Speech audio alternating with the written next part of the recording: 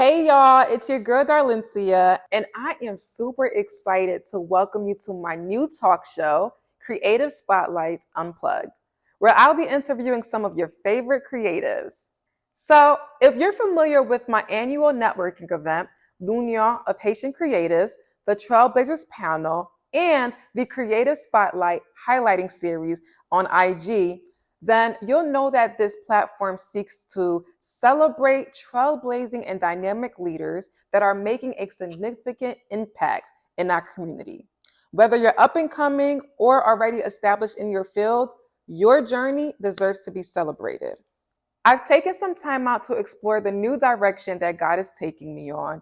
So, for those that's been asking, yes, L'Union of Haitian Creatives, the networking event, will be returning, and of course, bigger and better. But for now, stay tuned for the first episode of Creative Spotlight Unplugged, featuring a guest that is favored by many. Make sure to like, follow, subscribe, and share. And thank you so much for your continuous support. So, a little bit about me. Let's just rewind all the way to my freshman year of high school.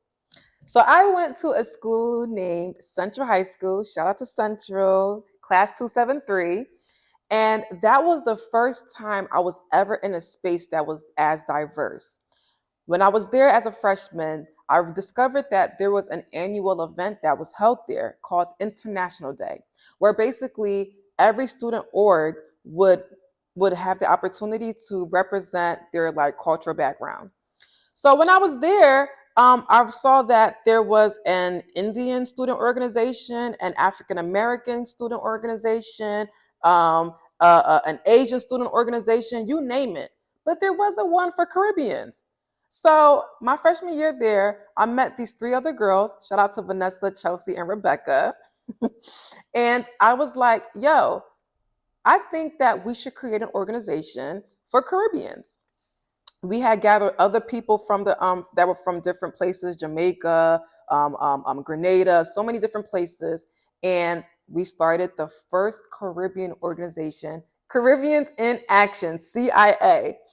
And I was the president of that, and that is where I learned how to dance, how to teach dance, how to be a leader, how to plan events, how to budget, how to fundraise, you name it. And that was such an pivotal time for me, and that literally started everything for me.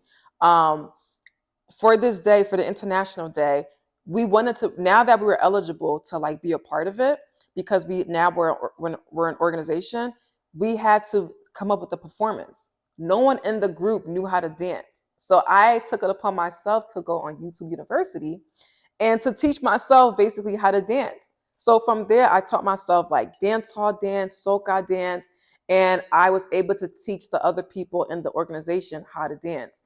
And when I was doing that, I discovered that I really enjoy making people feel good, because everybody that was there was like, yo, what are you doing? I don't know how to do this. I can't do that.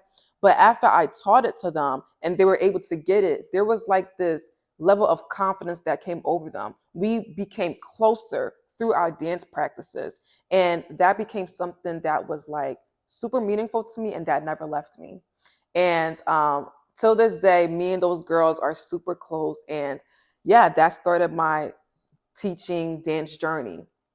Fast forward, I graduated from Central and I attended Penn State University.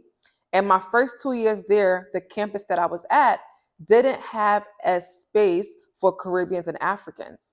And so I created a Afro-Caribbean student organization. And I did the same thing. I mimicked my same method from high school to this college organization, where I taught everyone how to dance. And this is when I went into my Afrobeat era, right? And it was a great time because not only did I get to bond with a lot of people from the, African culture, but I also was able to hone in on my dance teaching skills and my leadership skills. And I just started discovering more and more that I'm creating a safe hub, a safe space for people like us, people in my community. And I didn't know it at the time, but all these years later, I realized like this was like a gift that God instilled in me. So fast forward from college, I graduated and now I'm back home and I still had this passion to teach dance. So I started Dance with Dar, a form of healing, where I started teaching dance classes across Philly and New York. And I was teaching like Afrobeat dance and dance hall and soca. And it was a great time. I loved it.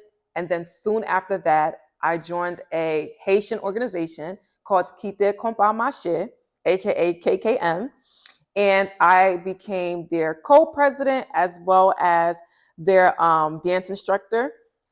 And that's when I really got into Haitian dance.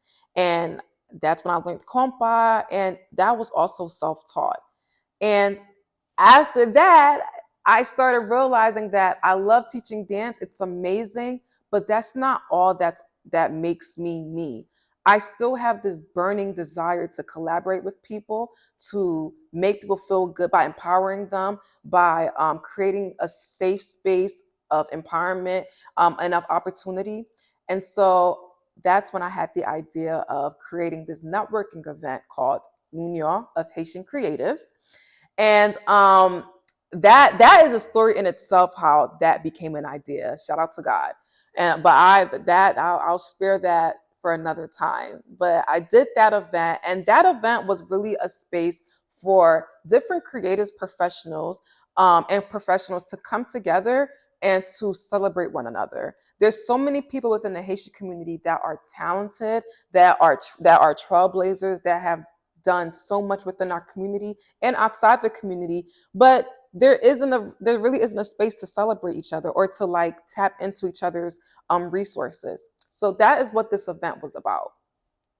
And then soon after that, and within that event, I had the Trailblazers panel where I invite different creatives to be a part of a panel so that their supporters can ask them questions and just learn a little bit more about their journey and trials and tribulations. And through that, I also created compa etiquette workshop, where basically I wanted to promote healthier and positive dance etiquette for better dance experiences. And then I created the Creative Spotlight highlighting series on Instagram, where basically people can nominate who they would like to be featured on the page, to be just celebrated and to be highlighted for their contributions in the community. And now we're here for the Creative Spotlight Unplugged talk show, where I'm continuing everything that I've been doing since my freshman year of high school, and literally creating a space where people are celebrated, where people are honored, where we're able to collaborate and also share each other's resources, and create a table that wasn't created for me. So I hope that you all enjoy. That is my journey condensed.